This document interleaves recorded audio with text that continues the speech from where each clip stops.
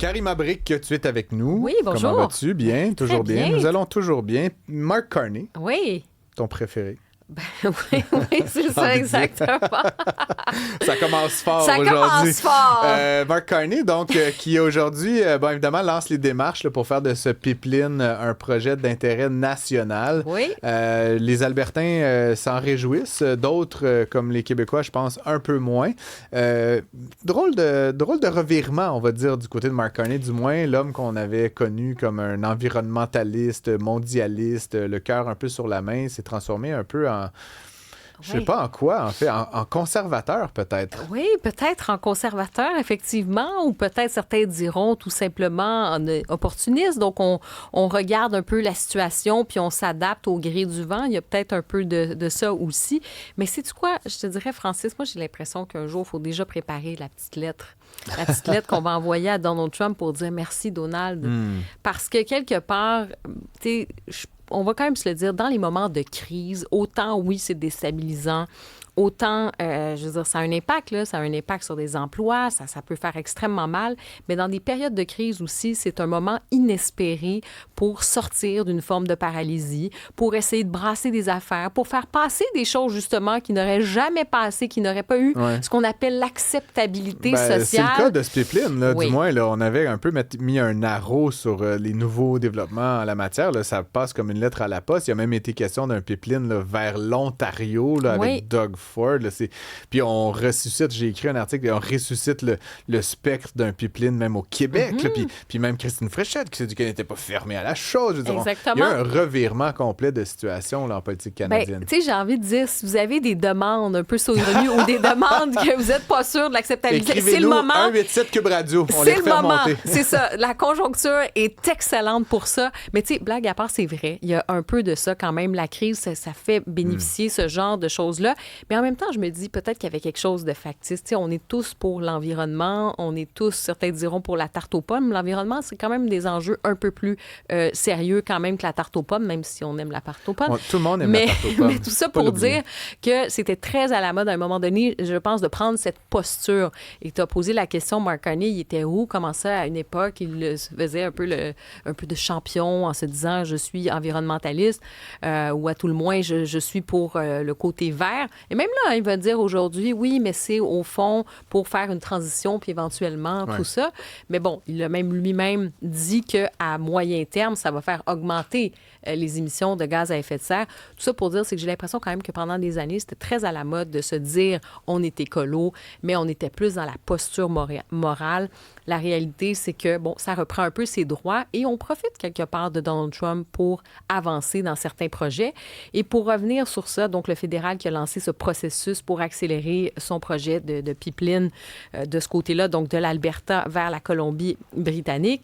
Il y a une autre chose aussi en toile de fond, et avis à nos amis, j'allais dire au Québec, qui sont dans cette campagne électorale, on se rend compte que quand on a un rapport de force, quand il y a des menaces quelque part, sur cette menace sur l'unité canadienne, quand il y a des velléités aussi indépendantistes du côté de l'Alberta, un référendum qui s'en vient, la main quand même assez ferme de Mme Smith, ben ça a un impact. On a donné des nananes parce que le résultat des courses pour ce pipeline, il n'y a pas de privé qui s'est tellement manifesté pour dire oui, on va le construire. Non, on parle quand même d'argent public, entre 35 et 43 milliards de dollars en fonds publics. Bon, l'Alberta va mettre de l'argent, mais le fédéral va mettre de l'argent. Fait que juste pour dire, au Québec, c'est comme si on se dit...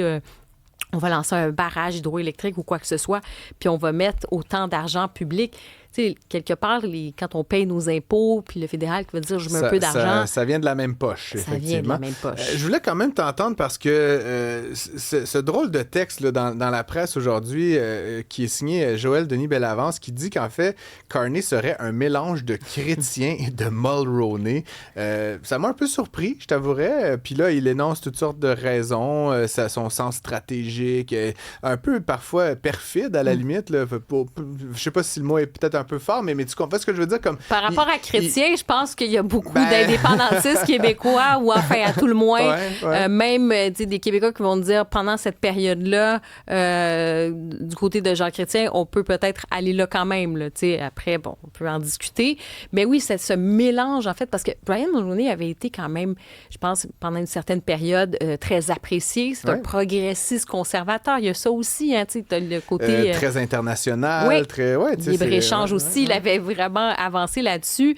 Donc, peut-être cette idée-là, j'allais dire ce côté peut-être sur cet aspect économique, l'aspect international que tu mentionnes. Mais l'aspect stratégique, oui. Quand je te disais... Sur cette idée-là, je pense que Mark Carney a quand même une vision assez centralisatrice. Il a quand même une vision, il va droit devant et il est beaucoup dans ses annonces, hein, dire... Il veut donner cette espèce d'idée qu'on avance, on sort de la paralysie. Là, on va faire le TGV, on va avec la construction. Il est aussi dans cette construction du côté de l'unité canadienne. Ouais. Il y a comme quelque chose d'existentiel au Canada qui se passe en ce moment. Donc, je te dirais, là-dessus, il peut être redoutable, qu'on aime ou qu'on n'aime pas. Mais je voulais t'entendre là-dessus parce que, il a quand même fait plusieurs erreurs, Mark Carney, puis plus récemment, l'histoire du pont, le Gordie Howe, puis je sais pas s'il a menti, mais en tout cas, il n'a pas dit toute la vérité. Ouais, mais là où je suis surpris, c'est que ça semble comme lui couler comme de l'eau sur la peau d'un canard. Je veux dire, c'est comme... Puis personne ne parle de ça là, une semaine plus tard. C'est comme on dirait, puis il est toujours à 46% de taux d'approbation, 50% selon les sondages. C'est quoi notre problème? C'est quoi notre problème avec tu comprends? Je veux dire, n'importe quel politicien, dans n'importe quel autre contexte, ferait 2-3 conneries comme celle-là. Il serait au cachot. Là, il y a quand même eu beaucoup d'erreurs stratégiques. Je veux dire, le pipeline, ça ne plaît pas aux Québécois. Là. C'est notre argent, c'est loin. Je pense que les Québécois restent de toutes les provinces parmi les plus attachés à la question de l'environnement, au changement climatique. Comment est-ce que tu expliques on dirait qu'il navigue dans tout ça puis que rien ne l'atteint? Même les Québécois continuent de le soutenir quand même. Alors qu'on s'apprête à élire un gouvernement souverainiste ici, on continue de soutenir ce centralisateur mondialiste un peu malhabile à Ottawa. Il y a quelque chose, pour moi, un genre de schizophrénie québécoise que je m'explique très mal actuellement. Oui, tu as raison. Des fois, on regarde ça, on a l'impression de marcher sur la tête. Mais en même temps, pour Mark Carney, moi, je trouve que dans des situations de crise, souvent, ça profite un peu à cet establishment. Donc, dans ce cas-ci, le Parti libéral est très installé depuis tellement longtemps. Là, il y a comme l'invention de je sais pas trop quoi là, à ce moment-là. Mais bref, si on fait référence, même par exemple en France, quand il y avait eu le deuxième mandat d'Emmanuel Macron puis qu'on était aux élections, tout le monde disait hey, non, les gens sont tannés, il est fini, c'est terminé. Un peu l'époque, Trudeau, ça allait mal, on va changer les intentions de vote. Il y avait beaucoup d'appui quand même côté conservateur. Une crise arrive, Donald Trump arrive, ce contexte-là. Toi, je disais tantôt la petite lettre « Merci Donald », là, il y a un peu de ça. Donc, les gens ont tendance, les électeurs, à se tourner vers comme un pôle de stabilité. Lui, il arrive avec son CV, il semble à l'aise au sein de l'élite internationale. On se dit, ça va être notre homme, parfait, on y va par là. Je trouve aussi une petite critique à faire, même côté médiatique. Moi, j'observais ça de la France, j'avais l'impression qu'il n'était pas beaucoup mis au défi. C'est comme on surfe sur la Carney mania.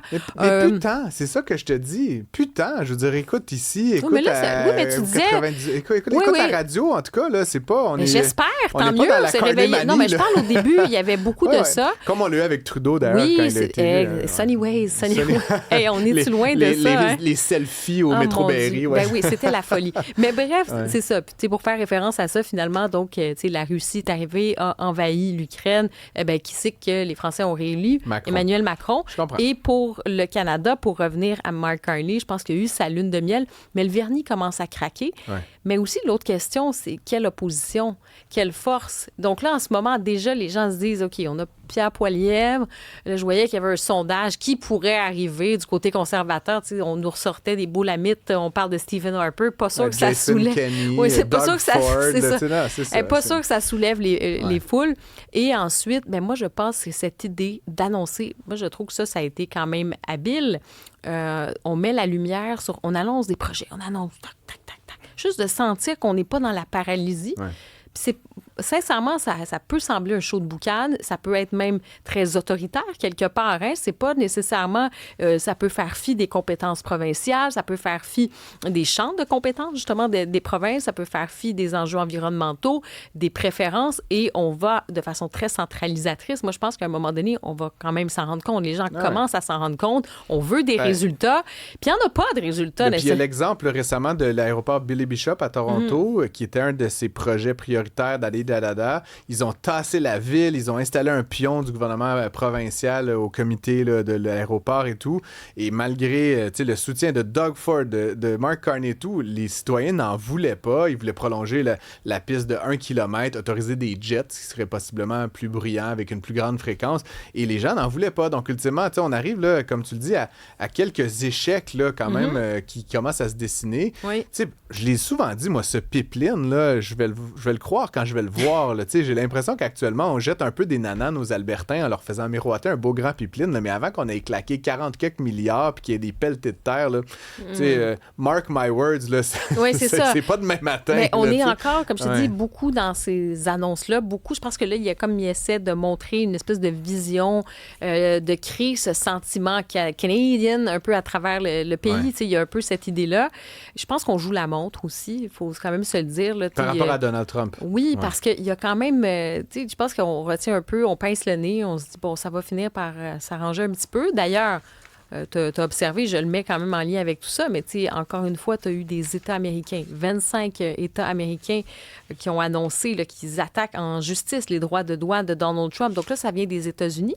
Rappelle-toi que les droits de douane réciproques avaient été contestés en justice aussi. Il y avait des entreprises qui disaient « Hey, là, ça nous fait mal, on conteste ça, mettre pression font de la pression sur les États dans lesquels ils se trouvent. La pression remonte, ça s'en va en cours. La Cour suprême qui a dit non, terminado, les droits réciproques. Et il retourne avec d'autres choses. Tout ça pour dire que nous, ça a un impact aussi sur nous. À court terme, je te dirais, la meilleure alliance au départ, quelque part, c'était Donald Trump pour Mark Carney.